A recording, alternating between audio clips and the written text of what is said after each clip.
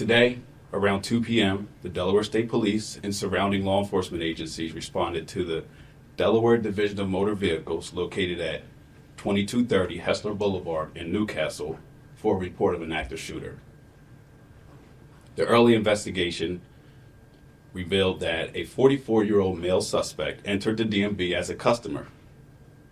A short time later, the suspect approached the trooper who was working an overtime assignment sitting at the reception desk and shot him.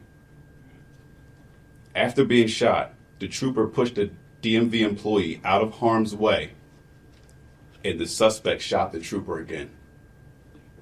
Multiple police agencies responded to the DMV, and a Newcastle County police officer confronted the suspect and shot him. The suspect was taken to an area hospital where he died. The trooper who was shot was taken to a local hospital where he succumbed to his injuries. His name is being withheld until his family has been notified. We lost a brother, a son, a best friend, a coach, a husband, and a father. Our trooper loved his community. He served with honor and integrity, and his life was cut short by senseless violence. His last actions were that of a hero who saved lives today while sacrificing his own. What happened today was an act of pure evil. And if not for the heroism of several troopers and other officers, the consequences could have been so much worse.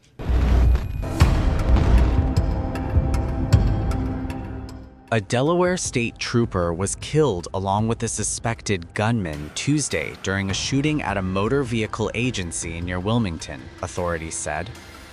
Neither Governor Matt Meyer's office nor state and local police immediately provided details about the shooting in Newcastle, just a few miles outside of Wilmington. State police said on social media the threat was over before 3 p.m. and they were continuing to assess other injuries. The trooper has not been identified. The State Division of Motor Vehicles said it has closed its offices statewide. And that is where we're headed as a country. We are headed towards an impoverished state. I love the statement from a few years ago. Hard times produce strong men produce good times produce weak men, and weak men produce hard times. Apply it to women as well, right? Is when you go through a struggle, it builds character in you. And we're about to go through a struggle in this country because we're not producing good character traits, from the young adults all the way up to the way that plays out 20 and 30 years from now. The thousands of ambush-style attacks over the last many years targeting law enforcement. It's such a dangerous environment. And it's our culture. To you and your staff, I think this is a really important topic.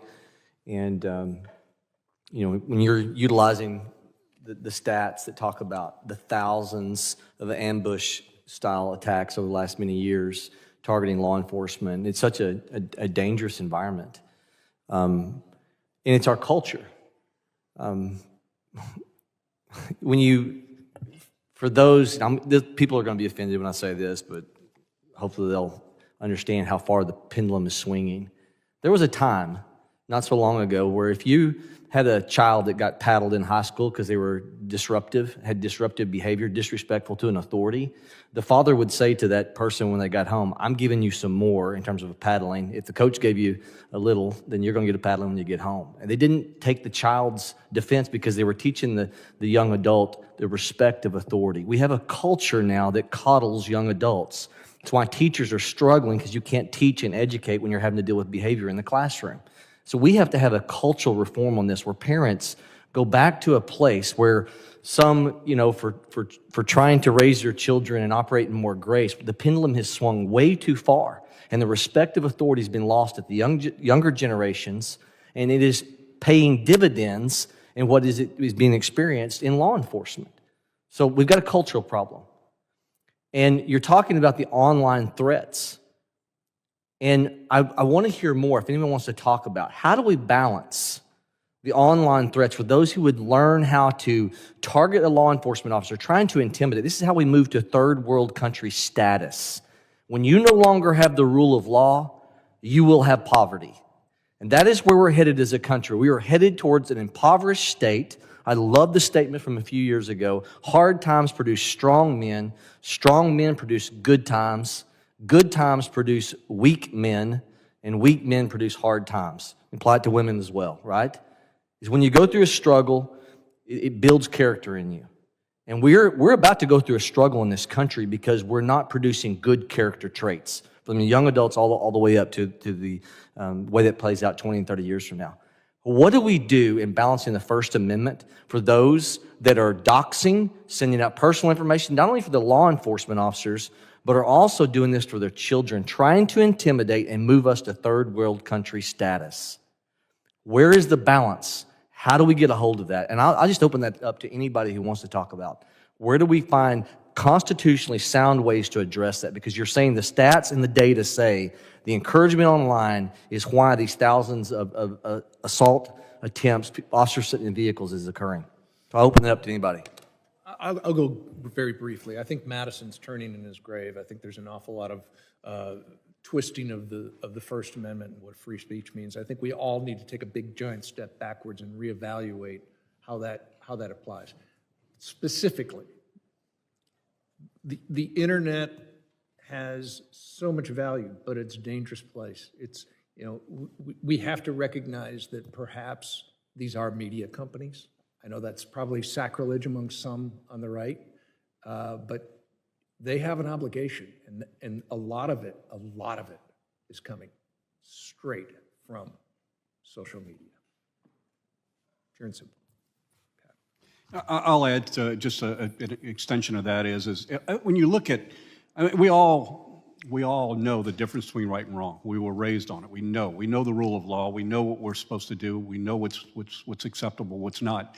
I think the problem we see, and social media has played a big part of that, is it's given excuses of why you can not follow the rule of law. We have blurred the lines of what's the difference between right and wrong, and we validated the ability to be able to believe your belief system and feel that your actions are appropriate. So you're right, in lies our challenge. There has to be some accountability somewhere along the way, because what we're doing is damage, and when we're not checking this, we're adding fuel to this fire, and there's no question we're seeing the results of it. Mr. Hughes? Thank you, Congressman. I would also add, working in the international environment, you can see how other countries do this. When you go too far one way or the other, you see consequences, good or bad, of privacy and speech rights. But what we need to be doing is looking at the social media issues. I think that's a huge part of what's going on, and looking at what laws need to be passed, what the right balance is, and that's what this body can and should be working on as well to help in that arena.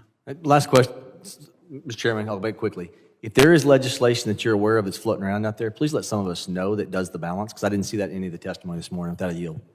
Gentleman yields back. I now recognize the gentleman from Rhode Island, Mr. Magaziner, for 5 minutes of questions. Thank you, Mr. Chairman. We need to support law enforcement officers who put themselves in harm's way every day to serve their communities and to keep people safe.